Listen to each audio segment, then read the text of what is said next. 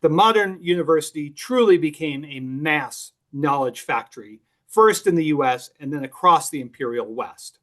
These were the mass knowledge factory signifies the means of mental production corresponding to the logic of monopoly capitalism's mass production. The mass university was the farthest thing from the popular cliche of the ivory tower. It was fundamental to the restructuring of American class society through the white-collar revolution, to the development of the war machine, and to the training of corporate, technical, and administrative cadres to staff the greatest empire in human history.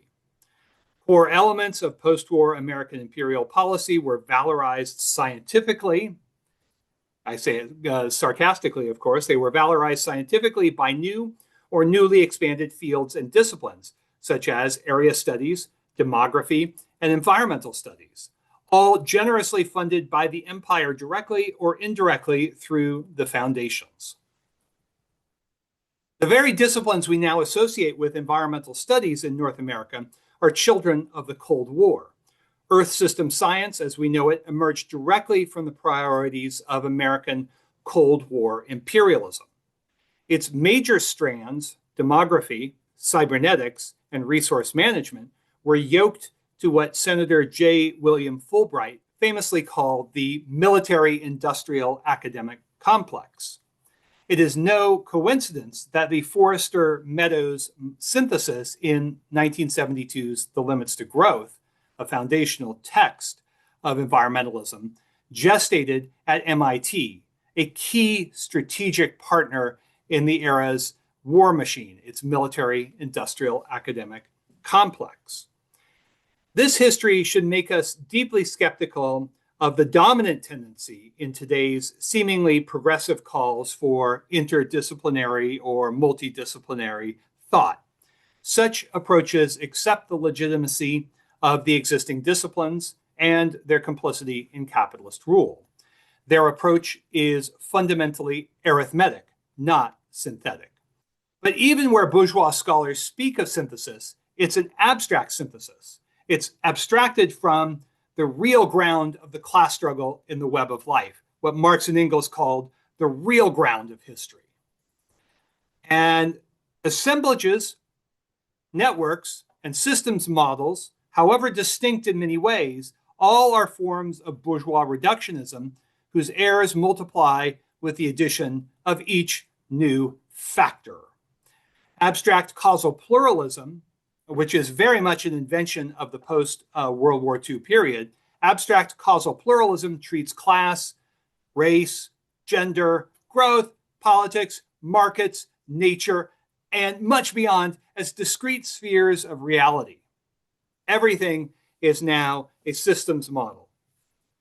The problem reasserts itself in the recent scene craze after the Anthropocene, where so-called critical scholars play with words and provide ideological cover for capital. The awkward plantation of scene is a fine example. This liberal ideology, liberal pluralism, avoids a fundamental critique of capitalism as a unified historical system, fragmenting and particularizing contradictions, which allows their intellectual translation into policy relevance, that is, into management problems, not problems of democracy, but management problems of race, climate, colonialism, all fragmented, all to be governed by the PMC, the professional cadres in service to capital. These ideologists speak in the forked tongues of the liberal elite: polycrisis, climate emergency, sustainability, diversity, and more. Never, never, never class, capital, and imperialism. After World War II, the Rockefeller and Ford foundations were the visible hands behind the post-war invention of the new imperial disciplines. Funding was only a part of their work. They built the institutions, supported the institutions that codified the capitalist system of knowledge, the monopoly capitalist system of knowledge. One of the most successful inventions was area studies. Area studies was a form of interdisciplinarity for imperial management and counterinsurgency. It was designed to produce total knowledge, supposedly, total knowledge of strategic regions, the Slavic and communist world, East Asia, Latin America. This was the old Orientalism reinvented, the old Oriental studies discipline reinvented. And all of that, all of what area studies was doing was building knowledge that would support the effective management of the decolonizing world. Alongside demography and area studies, we see the rapid expansion of environmental studies programs in the United States after 1968. These were not born out of a desire for whatever sustainability means to you, for environmental sustainability. They were not born out of a response to an environmental crisis. There were many environmental problems, but no crisis.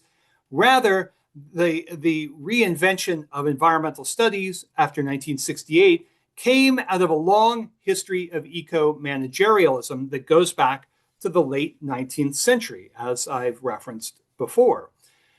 We can trace this lineage back to Gifford Pinchot, a scion of a New England bourgeois family, and the Yale Forestry School, which his family funded.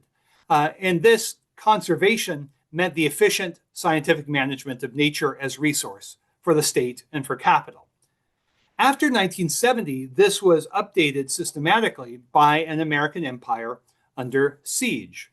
Virtually all education today conducted under the rubric of environmental studies, at least in Western Europe and North America, is managerial. It is occasionally slathered with virtue hoarding, often of the sort that celebrates blood and soil politics under the sign of a fetishized indigeneity.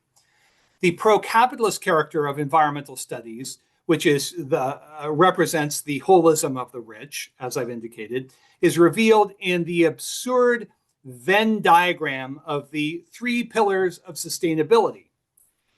If you've ever seen this or taught this, you have a sense of how deeply ideologically oriented the 3 pillars of sustainability are. And the essence of it is that no matter what, business as usual, business sustainability must be supported against all others. They have a lot of nice language about balance and harmony and all of that. But we all know what they are really, truly aiming for. Over the short run, such programs, environmental studies programs, produce low to mid-level cadres for environmental management. They effectively constitute an ecological version of Jim Ferguson's anti-politics machine, which he elaborates in his famous study of development in Lesotho. The anti-politics machines convert political struggles, democratic struggles, popular struggles over land, life, and work into technical problems for experts to solve. Of course, always under the invisible jackboot of the bourgeoisie and its Overton window of realistic policy. As Harry Braverman observed, the logic of scientific management concentrates thinking and doing in, respectively, the minds of the bosses, the thinking, and the hands of the workers, the doers.